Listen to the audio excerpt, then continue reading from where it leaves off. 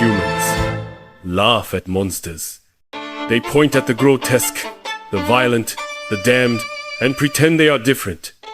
But tell me, what is the true difference between your heroes and the monsters they slay? Is it the fangs, the claws, the skin, or is it the truth that terrifies you? Your heroes kill. Your heroes destroy. Your heroes bathe in blood under the banner of justice, and yet you cheer. But when a monster does the same, you scream in horror. Heroes are nothing but monsters with better PR. They hide behind capes, behind titles, behind the illusion of morality, yet their hands drip with the same crimson as the creatures you condemn. You call it protection. I call it selective slaughter. You call it justice. I call it hypocrisy. And in that hypocrisy lies the ugliest truth. Humans don't fear monsters because they are different. They fear them because they are the mirror. So I ask again, where does the mask end and where does the monster begin? Perhaps your heroes were the monsters all along. Perhaps the only true difference is that the monster does not lie about what it is. He saw the truth. Your so-called heroes are not saviors. They are killers dressed in capes. They decide who lives and who dies, not by justice, but by convenience. They parade as symbols of hope, yet crush the weak under their boots while protecting only those who fit their narrative. They call it heroism when they slaughter monsters. But what makes a monster, except the label they themselves created? A creature becomes a monster the moment a hero points at it. No trial, no voice, just a death sentence. They are not guardians of humanity. They are executioners of anyone who threatens their illusion. And you cheer for them, blind, as if justice were not just another mask, a mask hiding corruption, arrogance, and fear. But here's the truth you refuse to face. Heroes are not born from sacrifice. They are manufactured from propaganda. They smile for the cameras, collect their rankings, and live like gods. While the innocent bleed, while the poor suffer, while the forgotten die in silence. When a hero saves, it is spectacle. When a hero kills, it is necessary. And when a hero fails, the blame is shifted to the very people they swore to protect. The monster is not Garou.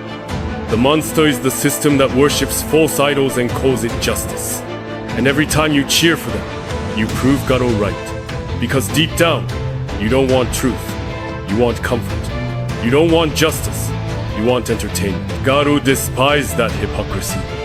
He saw through the hollow smiles the corrupted heroes who wore masks of justice while feeding their egos. And so, he chose the only path left to him. He embraced the role of the outcast, the enemy, the monster. But make no mistake, Garou didn't become a monster for power, nor for bloodlust. He became a monster as a mirror, forcing humanity to confront its own reflection. Every hero he crushed, every scream he drew out of society was not a declaration of evil, but a question. What do you call justice when it looks exactly like tyranny? Garou was the villain the world needed, because he exposed the ugliness that everyone else tried to bury. Saitama was the god you ignored. Garou was the prophet you condemned. One with limitless strength but no purpose, the other with limitless purpose but no strength. Both cast aside, because truth is what terrifies you the most. Saitama showed you what happens when power has no meaning. When even the strongest punch feels empty in a shallow world.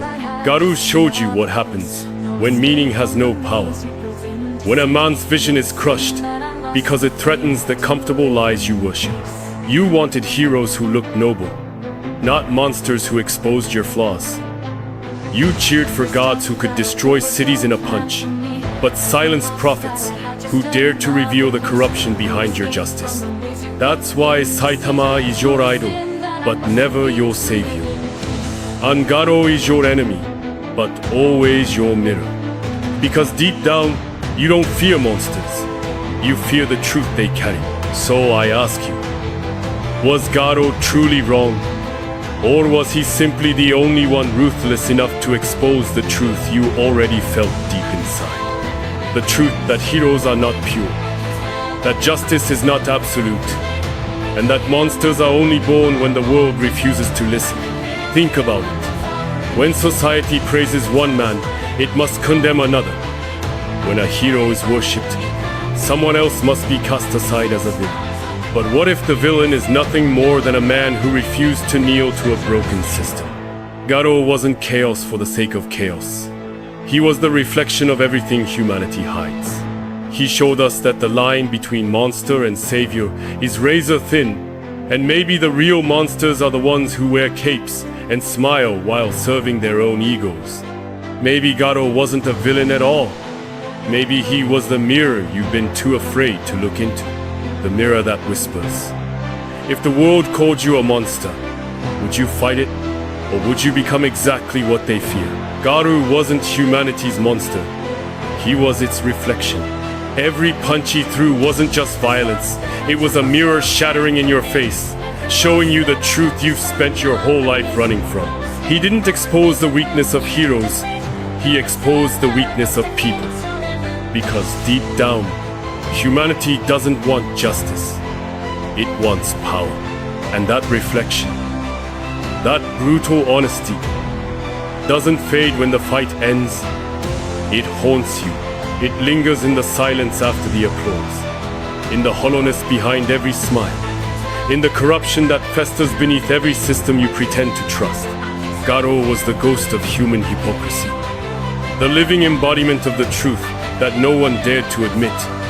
Heroes exist only because villains are allowed to. Every hero who rose to fame was a lie you told yourself. Every villain who fell was a sacrifice you demanded. And Garou?